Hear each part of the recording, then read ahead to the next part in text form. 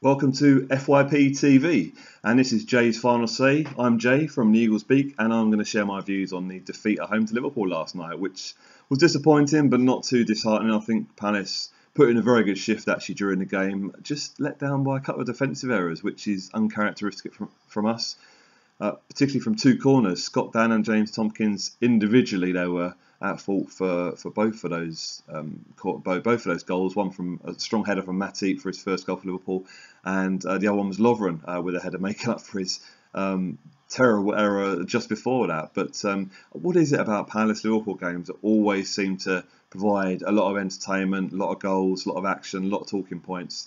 I think Palace can be unlucky not to have been awarded a penalty. I think on other days, all three of those challenges could have been awarded by a different referee. I think that on the first passage of play, Wilf, even though he's a little bit lightweight sometimes and goes over, it looks dramatic, but he picked himself up from that first one, which I'm not sure whether that perhaps should have been given, as I think it was Lallana with a challenge on him, but he got up quickly and laid the ball into the box for Benteke, and he was really clumsy challenged by Matip right on I think it was right on the centre spot, and that arguably probably was the biggest shout from all three.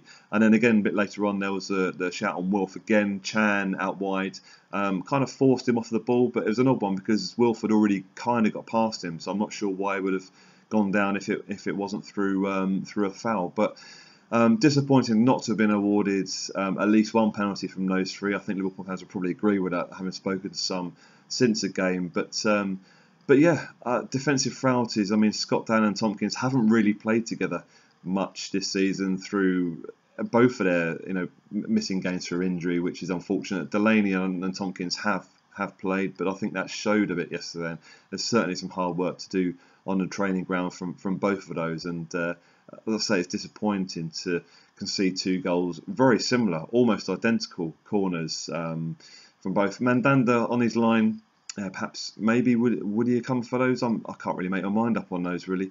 Probably lucky if he'd have got something to him. One went through his legs and the other one went straight above his head. I suppose goalkeeper's there to be shot at. But to be fair, he made a fantastic save later on in the first half. It actually was a shot by Coutinho, but the deflection of Joel Ward, he sent it further away from him. But he actually got across to it and tipped on the post. It was a really, really good save from the Frenchman.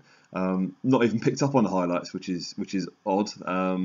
But yeah, I think Liverpool were an ominous side coming to Selhurst when Palace are out of form a little bit. No win in three, I think it was, before the game. But I think we count ourselves unlucky as the game went on. Certainly, the start of the second half, we really put the pressure on Liverpool. Had them rocking at points as well. I think one frustrating point was that we had their keeper really under pressure. He was flapping a little bit. We had a corner, and we chose to take a short corner.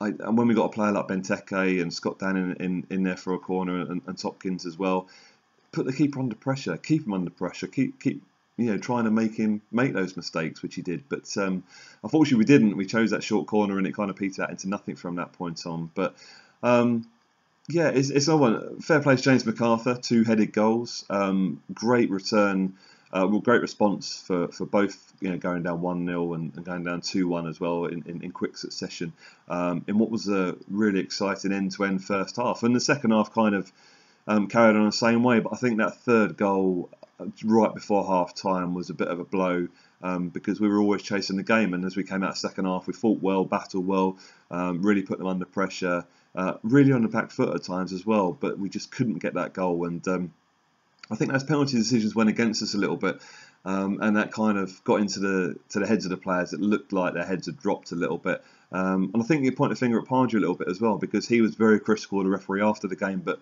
after that third penalty claim that Wilf had after the foul, what we believe was a foul by Chan, Pardew was very animated on the touchline and berating the officials when I think he should be behind the players and trying to G them up and saying, right, let's referee's not going to change their minds. Let's get on with the game and try and get that goal back. But unfortunately, the fourth goal was the killer goal from Liverpool.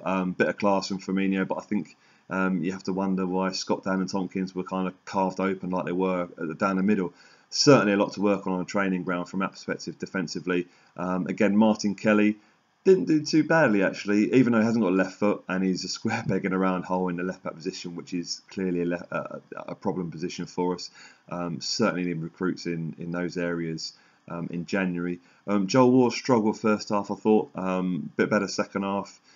But yeah, it was always going to be a tough challenge against Liverpool at home when we're out of a little bit of form. But disappointed, yes, but not too disheartened. I think if we play like that and cut out those defensive areas against a lot of other teams in the Premier League, we'll have more wins than we will losses as we go on. So we'll look ahead to travelling to Burnley next weekend, which is a game I think we will be looking to go up there and win. There's a certain amount of freedom when you're playing away from home as well.